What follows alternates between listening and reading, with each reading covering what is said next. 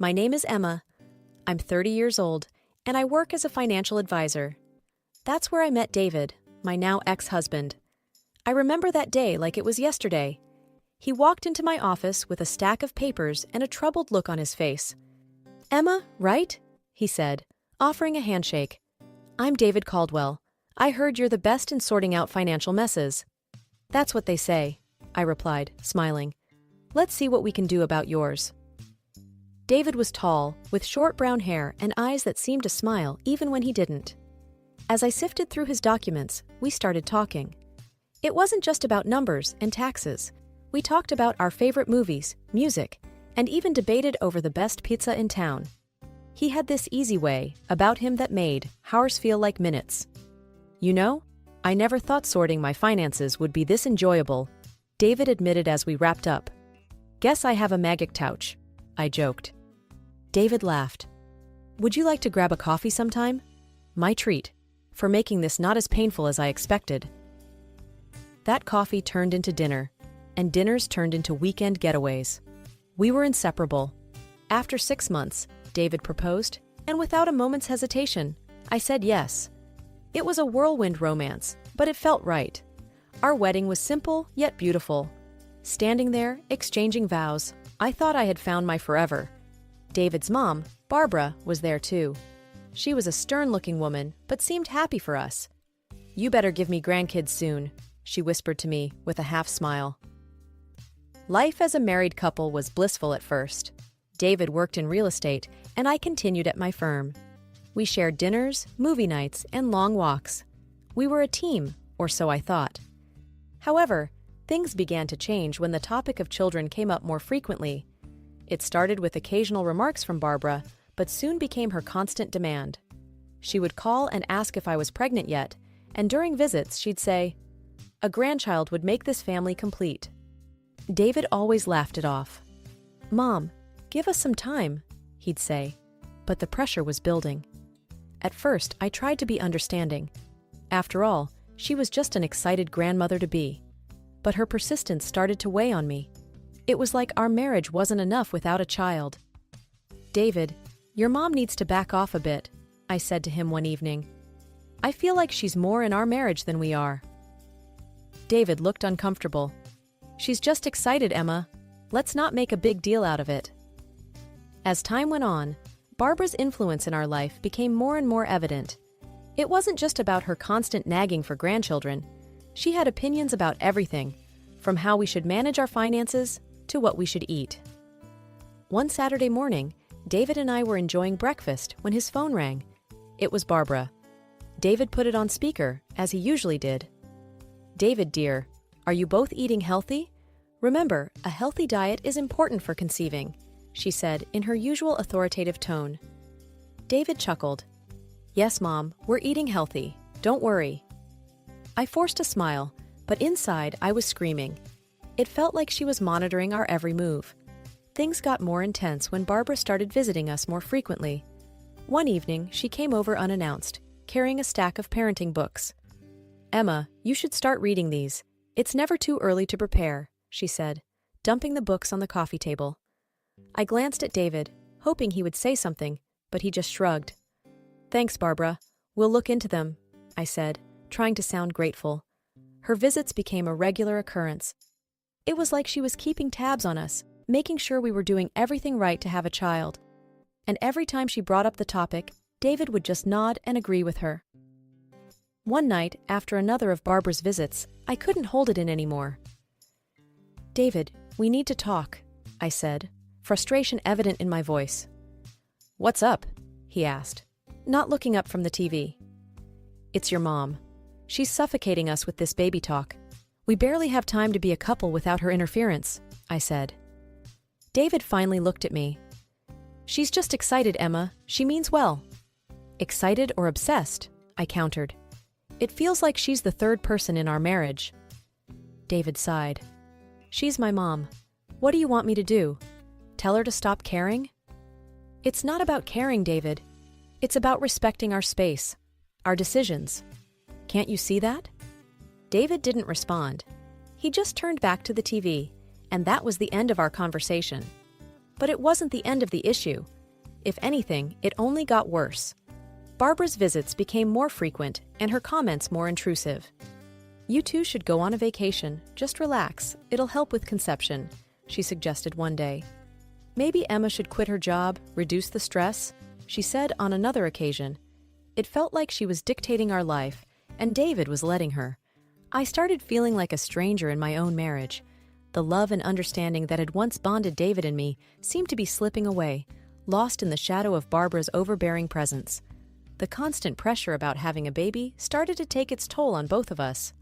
David and I were arguing more often, and the romance that once filled our home seemed to have evaporated. Still, amidst all this, I held on to the hope that things would get better, that we'd find our way back to each other. But then came the day that changed everything. David came home late one evening, looking more downcast than usual. I was in the kitchen, trying to fix us a quick dinner. "David, is everything okay?" I asked, concerned. He slumped into a chair at the kitchen table, burying his face in his hands. "We need to talk, Emma." That tone in his voice sent a chill down my spine. I sat across from him, my heart pounding. "It's about us. Trying to have a baby," he started, not meeting my eyes. "What about it?" I asked, a knot forming in my stomach. "We went to the doctor, remember? For those tests?" he said, finally looking up at me. I nodded. A few weeks ago, we had gone for a fertility checkup, hoping it would put Barbara's nagging to rest. David took a deep breath. "The results came in today. It's not you, Emma. It's me." I felt a mix of emotions: relief, sadness, and confusion. "What do you mean?" "The doctor said I have a low sperm count. It's unlikely that I can father a child," he said, his voice breaking. I reached for his hand, trying to offer some comfort. "David, it's okay. We can figure this out together. Maybe there's treatment or other options." He pulled his hand away, shaking his head. "No, you don't understand. I won't go through any treatment. It's just not something I can do." I was stunned. "But why? If there's a chance." "It's my decision, Emma. I just can't," he said firmly. I couldn't believe what I was hearing. The man I loved, who always seemed so strong and confident, was giving up without even trying. "David, please, don't let this come between us. We can work through it," I pleaded. He stood up, avoiding my gaze. "I need some time alone to think about all this." And just like that, he walked out of the kitchen, leaving me sitting there, trying to process it all. I couldn't understand why he wouldn't even consider treatment. Was his pride more important than our chance to have a family? The next few days were like walking on eggshells.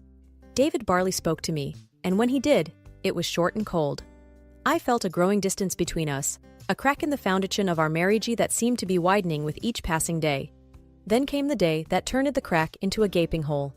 David had been out late again. I was in bed, pretending to be asleep when he came in. He thought I was asleep and started talking to someone on the phone. "Yes, Mom, I got the results. It's not good." "No, I don't want treatment." "I know, but I can't." "Yes, I'll figure something out." Hearing him talk to his mom about something so personal, something he barely discussed with me, felt like a betrayal. It was clear that Barbara's shadow loomed larger over our marriage than I had ever realized. I lay there in the dark, tears streaming down my face, feeling utterly alone. Our marriage was crumbling, and I didn't know how to save it. Life at home had become unbearable. David and I were like strangers, living under the same roof. The love and warmth that once defined our relationship seemed like a distant memory.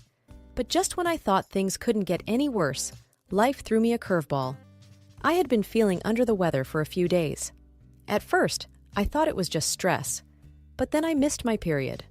A part of me was scared to even entertain the thought, but I knew I had to find out. So, one morning, I bought a pregnancy test. Sitting in the bathroom, waiting for the result felt like the longest few minutes of my life. And then, there it was. A positive result. I was pregnant. For a moment, I was in disbelief. After all the talk about David's infertility, this felt like a miracle. A ray of hope in the midst of our crumbling marriage. But how would David react? I decided to tell him that evening. He came home late, as usual, and barely acknowledged me, I took a deep breath and approached him. "David, we need to talk," I said, my voice trembling. He looked up, his expression weary. "What is it now, Emma?" "I'm pregnant," I blurted out. For a moment there was silence. Then he laughed, a bitter, cynical laugh. "Pregnant? How? According to the doctors, I can't—" "I don't know, but the test is positive. We're going to have a baby," I said, tears welling up in my eyes. He stood up abruptly, anger flashing in his eyes. "This is some kind of joke, right? You're trying to trap me?" I was shocked. "Trap you? David, I'm telling you we're going to have a baby. Our baby." He paced the room, running his hands through his hair. "No, this can't be. You must have cheated. That's it, isn't it? You cheated on me." I felt like I had been slapped. "Cheated? How can you even say that? I've been nothing but faithful to you." He wasn't listening. He was too consumed by his own rage and disbelief.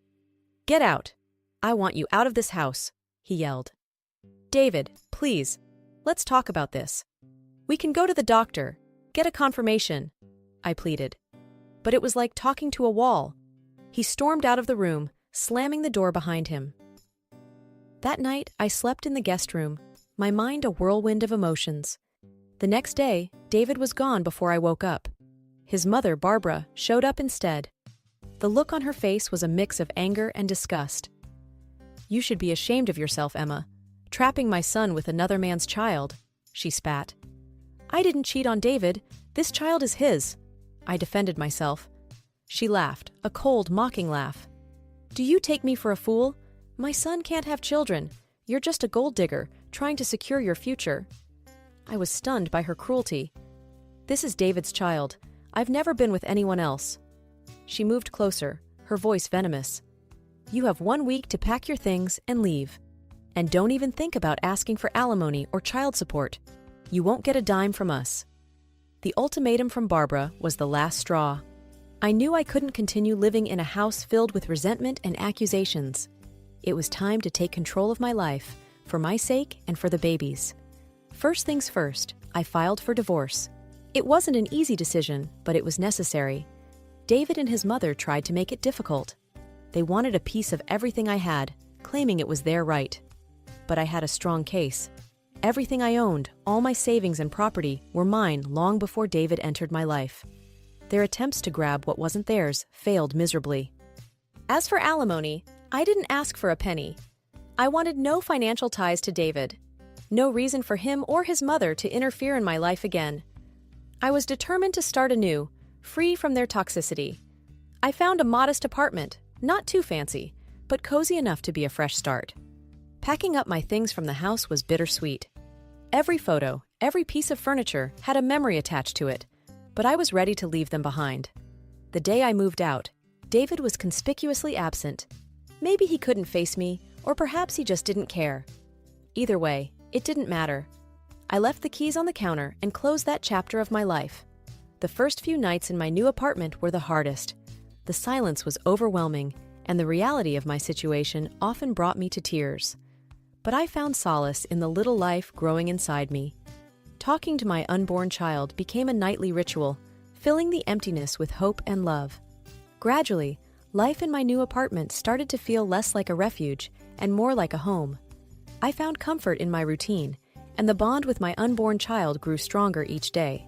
One afternoon, as I was sorting through some old things, I found a photo of David and me from happier times.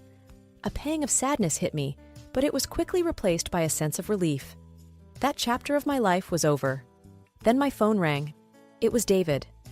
"Emma, I've received the divorce papers," he said, his voice emotionless. "I'm glad they reached you. Please take care of the formalities," I responded calmly. There was a pause before he added, "I won't bother you about the baby. You won't hear from me again." It was a cold goodbye, but it was closure. As I hung up, I realized that in my solitude, I had found an inner strength I never knew I had. I was ready to face the future, not as David's estranged wife, but as a strong, independent woman and a loving mother. It was a quiet evening, and I was sitting on the couch, browsing through a magazine while Jacob, my 4-year-old son, played with his toys on the floor. The peace was interrupted by a sudden knock on the door. Puzzled, I went to answer it, wondering who it could be at this hour. Standing there was a woman I barely recognized, but her eyes held a familiar sorrow. "Hi, Emma. It's been a long time," she said hesitantly. It took me a moment, but then I recognized her as Linda, a friend I had known through my ex-husband. "Linda, yes, it has been. What brings you here?" She shifted uncomfortably, looking past me at Jacob, who was now peeking around my legs. "I thought you should know. About David." David. Just hearing his name after all these years sent a chill down my spine. "What about him?" I asked, trying to keep my voice steady. Linda sighed. "He's not doing well, Emma. After you left, things went downhill for him. He became an alcoholic. He remarried a few years ago and had a child, but the boy was born with disabilities. David couldn't handle it. He left them, divorced his wife, and now he's refusing to pay child support. He's in legal trouble." The news hit me hard, but not in the way Linda might have expected. I felt a deep sadness, not for David, but for his child and the woman he had left behind. "That's terrible," I said softly. Linda nodded. "I thought you should know. Given your past with him." I appreciated her concern, but knew I had to set boundaries. "Thank you for telling me, Linda, but that part of my life is over. David made his choices, and they have nothing to do with me or my son." Linda looked at Jacob, then back at me. "I understand, Emma. I just thought—" I smiled, albeit a little sadly. "I appreciate it, Linda, but my focus is on Jacob and our life now. What David does or doesn't do isn't my concern anymore." She nodded, seemingly understanding. "I hope you and Jacob are happy, Emma. You both deserve it." "Thank you, we are." I glanced at Jacob, who was now fully engrossed in his toys again. "And I intend to keep it that way." After Linda left, I closed the door and leaned against it for a moment, taking deep breaths. The past had a way of sneaking up on you, but I was determined not to let it overshadow the life I had built for myself and my son. The park was vibrant that day, with laughter and the sounds of children playing. I was there with Jacob, my heart swelling with pride as I watched him run around. Then, a familiar, unwelcome voice sliced through the air. "Emma, is that you?" I turned, my heart sinking. Barbara, my former mother-in-law, was approaching, her eyes fixed on Jacob. "Barbara?" I said coolly. "What are you doing here?" Ignoring my tone, her gaze was locked on Jacob. "He's grown so much. He's your son, right?" "Yes, this is Jacob," I answered, moving subtly to stand between her and my son. Barbara's eyes sparkled with a disturbing kind of eagerness. "I was hoping to see him. After all, he's my grandson." I felt a wave of anger. "And why would you want to see him?" "Well, you know, my other grandson." She trailed off, her face twisting. "He's not... Well, he's sick. It's just not the same. I want to be part of a healthy grandchild's life." Her words struck me like a slap. The contempt in her voice for her own grandchild was appalling. "Barbara," I said, my voice steely, "you have no right to be part of Jacob's life. Not after everything that happened." "But Emma, that was all David's doing," she protested. I shook my head. "You supported him. You turned against me when I was carrying your grandchild. And now you speak with such disgust about your other grandson just because he's sick. That's unforgivable." Barbara's face reddened. "You can't keep me away from my grandson." "I can, and I will," I declared firmly. "Jacob doesn't need someone in his life who values people based on their health. He will not be part of your twisted view of family." She looked like she was about to argue, but I cut her off. "This conversation is over. Stay away from us, Barbara. Your presence is neither wanted nor welcomed." I took Jacob's hand and walked away, leaving Barbara standing alone, her face a mix of anger and disbelief. As we walked, Jacob looked up at me, his innocent eyes filled with questions. "Mommy, who was that lady?" "That was someone we used to know, sweetheart," I replied gently, "but she's not part of our lives anymore."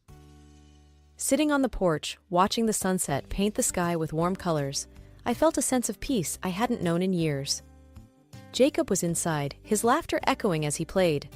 Life had settled into a calm rhythm, the storms of the past now distant memories. "Mom, look what I made." Jacob's voice pulled me back from my thoughts. He came running out, holding a drawing in his hands. It was a picture of the two of us, smiling under a big, bright sun. "It's beautiful, Jacob," I said, pulling him into a hug. "You're quite the artist." He beamed with pride. "I want to put it on the fridge." "Let's do that," I smiled, following him inside. As we walked, I thought about how far we'd come. There was a time when the weight of the past felt crushing, but now it seemed like a distant echo. Later that evening, after Jacob was asleep, I sat down with a cup of tea, reflecting on everything. The phone rang, disrupting the quiet. I hesitated but decided to answer it. "Hello?" It was my sister Anna. "Hey, Emma, I just wanted to check in. How are you and Jacob doing?" "We're doing well, Anna. Jacob's growing up so fast," I replied, a smile in my voice. "I heard about your run-in with Barbara." "Are you okay?" she asked, concern lacing her words. I sighed. "Yeah, it was unexpected, but I'm okay. It's just a reminder of the past." "I know it's tough, but you've come so far, Emma. You're strong, and you've built a wonderful life for you and Jacob," she said encouragingly. Her words warmed my heart. "Thanks, Anna. It means a lot." We talked for a while longer, about small things, everyday life. It was comforting, this connection with my sister, a reminder of the support system I had. After hanging up, I went to the living room where Jacob's drawing was displayed on the fridge. Looking at it, I realized how much we had both grown. The pain and anger of the past had faded, leaving room for healing and new beginnings. I walked to Jacob's room, watching him sleep peacefully. Leaning down, I kissed his forehead gently. "Good night, my little artist," I whispered. Back on the porch, I gazed at the stars emerging in the night sky. The echoes of the past were fading, their hold on me loosening. In their place was hope, a quiet strength, and the unconditional love between a mother and her son.